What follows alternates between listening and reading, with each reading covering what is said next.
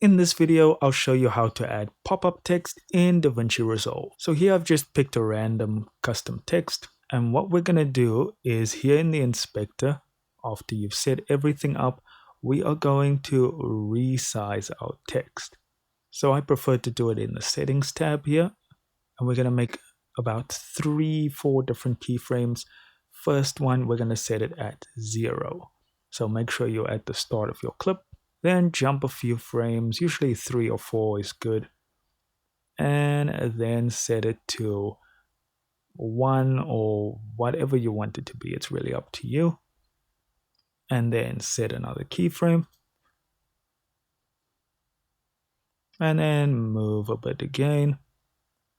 And set it a bit lower.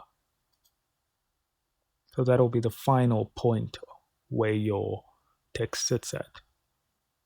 And that's pretty much how you do it. And so now you can add a whole bunch of extra texts and do the same thing on those. However, instead of having to repeat that step, we are going to just save this preset. So we want to go to our media pool, these 3 dots here, and make sure show power bins is on. And now if you're like me and you can't see the master folder over here, all you need to do is click in between smart bins and power bins and just adjust it. It's just a bit out of sight. Then you can click on the master and drag your effect over into the master.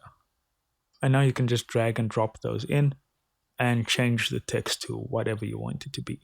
Let's just throw a whole bunch of them just to make an idea. There we go. Anyways, that's it guys. Thank you so much for watching. Do consider liking and subscribing if this helped you. And I'll see you in the next video.